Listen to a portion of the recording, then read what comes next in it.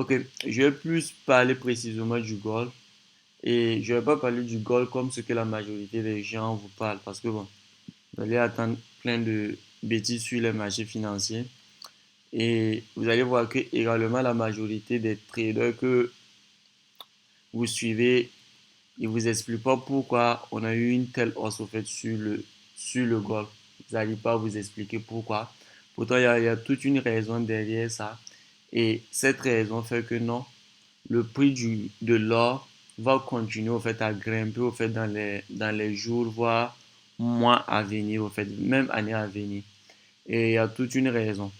Et cette raison, c'est quoi? Cette raison, il faut savoir que d'abord, ça va vous, je pense que ça va vous choquer, mais bon, vous allez comprendre par la suite. C'est d'abord dû à la dédollarisation, au fait, de l'économie mondiale. Et quand je parle de dédollarisation, c'est pas ce que vous entendez, je ne sais pas ce que vous entendez, mais je vais essayer de vous expliquer pas à pas ce que je vais vous faire comprendre. Il faut savoir que, premier des... Pardon, les gars, désactivez vos micros lorsque vous arrivez.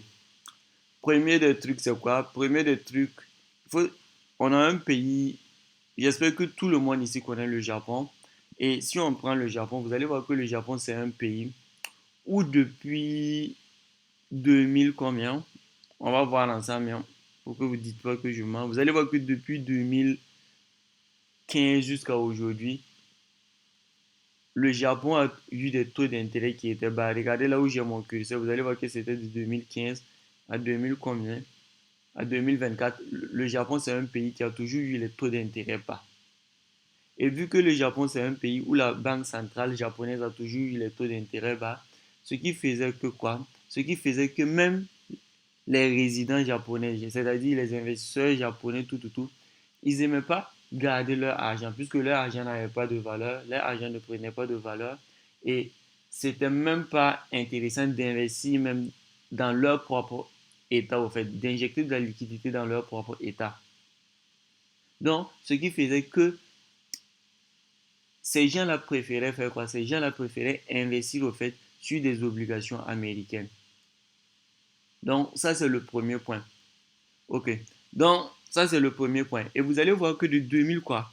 De 2015 à 2024, c'est ce qui se passait. Et aujourd'hui, on va voir qu'on passe à une autre step. On n'est plus à ce niveau-là. On est à un niveau où les taux d'intérêt japonais, aujourd'hui, de nos jours, sont repassés en quoi? Sont repassés en positif. Aujourd'hui, on a une banque centrale japonaise, au fait, qui offre des taux d'intérêt positifs. Donc, ça, c'était, vous allez voir qu'en juin 2024, c'était la première fois, au fait, que, bon, moi, en tout cas, j'ai vu la banque japonaise, au fait, passer des taux d'intérêt en positif. Sinon, ça n'existait pas. Ils avaient tout le temps des taux d'intérêt en négatif.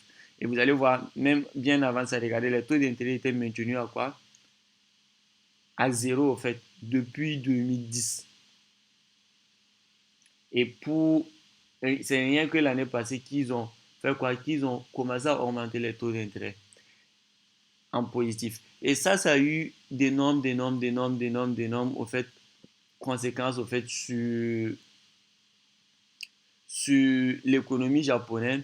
Et l'un des conséquences, c'était quoi? L'un des conséquences, c'était le fait que non, on avait eu une baisse, au fait, de leur monnaie, la monnaie du pays, qui est le JPY. On va essayer de voir ça ensemble. Vous allez voir que le JPY, depuis fort longtemps, le JPY avait une tendance qui était tellement baissière. Et c'est normal, c'est dû à cette politique monétaire où la Banque centrale japonaise avait des taux d'intérêt, au fait, en négatif. Ça, c'est un. Donc, chose qui n'est pas propice à l'investissement. Donc, au lieu que les Japonais gardent leur argent en JPY, ils préféraient faire quoi? Ils préféraient placer leur argent, au fait, du côté des États-Unis, au fait. Jusqu'à 2024, où cette tendance-là, elle a changé. Cette tendance-là, elle a changé, où le Japon, elle n'est plus dans ce truc-là. Elle est en train, on a une banque centrale japonaise qui s'en sort, qui commence à avoir des taux d'intérêt en positif. Donc, ce qui fait qu'on a un retrait de flux, au fait. C'est-à-dire les obligations américaines, au fait, que le Japon avait, ils commencent à vendre ça. Ils commencent à vendre les obligations américaines. Vous voyez un peu. Donc, ce qui va faire que vous allez voir qu'actuellement, le dollar est très, très faible. Si le dollar est très, très faible, c'est ça qu'il y a des raisons pour ça. Et ça, c'est une des raisons. Je vais vous expliquer, je vais vous montrer un peu ce que vous allez voir ici avec le yen japonais, le J.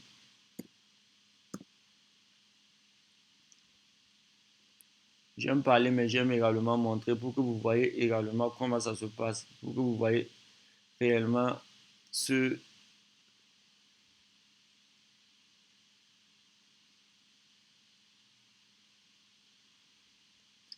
Vous allez voir que si vous regardez le JPY, vous allez voir que fort longtemps, le JPY a toujours eu quoi? On va aller sur un mois pour que vous ayez une vue un peu globale au fait du JPY.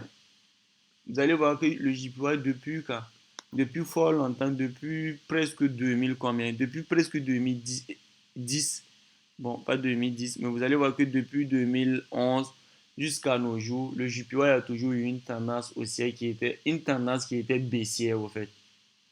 Et c'est dû à ce que je vous disais, c'est dû au fait que bon, leur banque centrale avec des taux d'intérêt négatifs, donc ça n'attirait pas des investisseurs. Ça c'est un, et eux-mêmes investissaient au fait dans des obligations américaines. Mais il faut savoir que il y a il y a eu plein de changements en fait. Il y a eu plein de changements et on n'est plus dans ce truc-là. Ce paradigme-là a été carrément cassé au fait. Donc, c'est pour ça que vous allez voir que même le dollar américain est actuellement en train de chuter, est en train de perdre de la valeur. Donc, c'est l'une des causes. Ici, on voit que bon, qu'est-ce qui se passe avec le yen japonais? Le yen japonais est en train de stabiliser. Donc, vous voyez un peu. On ne sait pas si, bon, si après cette stabilisation, ça va partir, vu que, bon, on commence à avoir des trucs intéressants. Ok, ça c'est le premier truc. Le deuxième truc, il faut savoir que les obligations américaines, comme je vous ai dit, les obligations américaines, c'est pas uniquement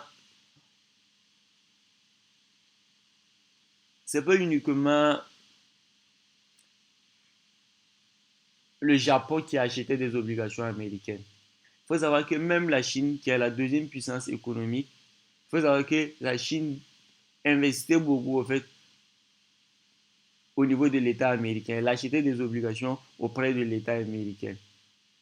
Et il faut savoir que c'est rien que en 2000, bon, ils ont commencé à, à vendre les obligations américaines depuis 2013 pour se débarrasser au fait des obligations américaines et investir sur quoi? Et investir sur l'or et investir sur des réserves d'or.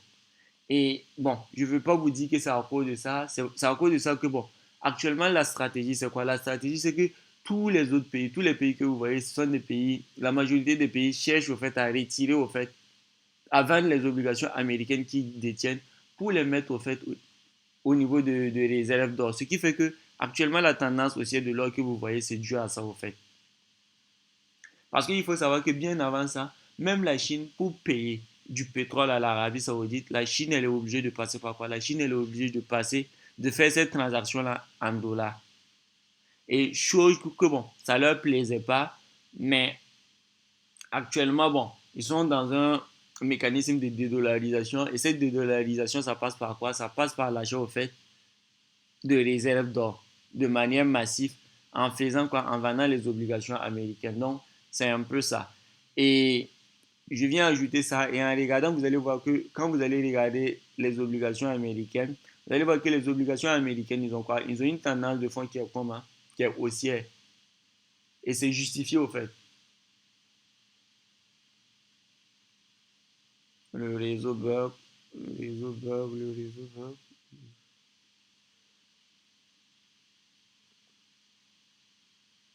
À quoi?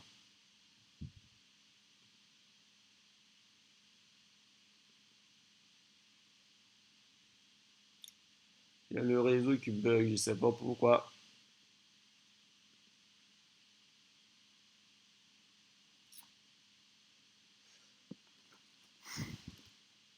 Et bon, moi je voulais un peu balancer, mettre cette courbe que vous voyez là sur une grosse unité de temps. Et bon, je pense qu'on n'en avait pas besoin. Vous allez voir que bon, rien que si vous regardez de 2020 même à aujourd'hui, vous allez voir que quoi, les obligations américaines n'ont fait que faire quoi, n'ont fait que exploser à la hausse au fait. Et c'est logique au fait. C'est logique dû au fait que, bon, il y a plein de pays, au fait, qui investissaient dans ces obligations-là, ce qui faisait que ces obligations-là prenaient de la valeur au fil du temps parce qu'ils croyaient en l'État américain. Et chose qui n'est pas le cas aujourd'hui, où beaucoup d'États vendent ces obligations-là pour faire quoi? Pour, pour raison de dédollarisation, ça c'est un, mais pour plus investir au fait sur des réserves d'or. Et également, chose que je vais ajouter, c'est quoi? Chose que je vais ajouter, je sais pas, vous allez voir un peu. Vous allez ici voir que ici, bon, la majorité, vous allez voir que les pays au fait qui investissaient dans des obligations américaines, c'est le Japon, c'est le Royaume-Uni, c'est la Chine et tous ces pays que vous voyez là, il faut savoir que tous ces pays-là sont dans une politique où ils, ils vendent au fait les trucs, vendent au fait les obligations américaines. Ce sont des pays, vous allez voir, on dit que quoi, le Japon, premier détenteur étranger, augmente ses avoirs pour dépasser 1000 milliards de dollars pour 2025. Vous voyez un peu? Acheteur constant qui soutient le système, le Royaume-Uni est un créancier majeur. C'est-à-dire l'investissement que ces pays-là font au fait sur l'État américain, c'est pas du jeu. Et c'est en train de changer, cette dynamique-là est en train de changer. On dit que quoi? Vous allez voir que Chine, on dit réduit ses positions depuis plusieurs mois, tombant à son plus bas niveau depuis 2008. Mais elle reste un acteur important. C'est ce que je vous disais, la Chine également elle est en train de vendre également ses obligations américaines. Il faut savoir que c'est la vente de ces obligations américaines et le fait que une fois qu'ils vendent ces obligations américaines, qu'est-ce qui se passe? Ils mettent l'argent qu'ils reçoivent au fait où? Au niveau des réserves d'or. Ce qui fait que logiquement, vous allez voir que l'or a tendance à monter. Et ce que je suis en train de vous dire, c'est quoi? Il faut savoir que la tendance haussière de l'or que vous voyez, elle ne va pas s'estomper. Elle ne va pas s'arrêter aujourd'hui, elle ne va pas s'arrêter demain. L'or va continuer de monter. L'or va bel et bien continuer de prendre de la valeur dans les mois à venir, dans les jours à venir. Et c'est ce que moi je voulais vous dire au fait. Ce que vous pouvez faire ici, c'est quoi? Ne réfléchissez pas trop. Cherchez des opportunités et des zones clés où vous allez pouvoir vous placer à la hausse au fait pour trader l'or. Pour trader l'or, privilégiez des trades à la hausse. Vous allez vous faire de l'argent. C'est sûr qu'avec cette information-là, ceux qui vont écouter, ceux qui vont réellement trader sur l'or à la hausse, ils vont se faire beaucoup d'argent. Ils vont se gaver. Et ce matin, j'ai fait une vidéo où je parlais au fait du broker Exness, au fait qui deux fois au fait interdisait le trading de l'or. Et ça, vous pouvez aller sur d'autres brokers. Vous pouvez aller sur d'autres brokers. Vous pouvez aller sur d'autres brokers pour pouvoir contrer ce truc-là lorsque vous allez vouloir trader l'or de manière agressive en moment de volatilité, que vous n'ayez pas de problème au fait. Il y a ça qui est là. Donc, ce qui fait que l'or, c'est une ressource stratégique. L'or joue une ressource stratégique. L'or, c'est la ressource stratégique, au fait, pour, au cœur du système, au fait, pour cette dédollarisation du monde-là, au fait. Et pourquoi? Pourquoi? Vous allez dire que pourquoi précisément l'or? Pourquoi? Bon, le monde ne va pas se dédollariser au profit d'une autre monnaie. Il faut savoir qu'il y a aucune monnaie, au fait, qui vaut le dollar.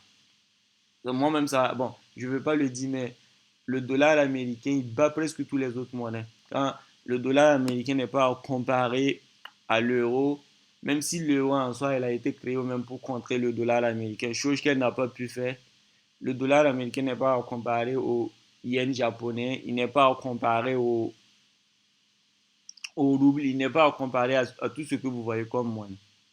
Et l'hégémonie du dollar, pour contrer l'hégémonie du dollar, l'or se présente au fait comme quoi? L'or se présente au fait comme une ressource stratégique au fait où la majorité des pays au fait qui pèsent économiquement vont essayer d'accumuler ça au maximum. Ce qui va faire que le prix de l'or ne va pas cesser d'augmenter. Elle ne va pas cesser d'augmenter. Elle ne va pas cesser d'augmenter, elle va augmenter encore. Et l'information que je viens de vous donner, c'est une information très importante au fait. Une information très importante que vous pouvez capitaliser dessus pour vous faire beaucoup d'argent.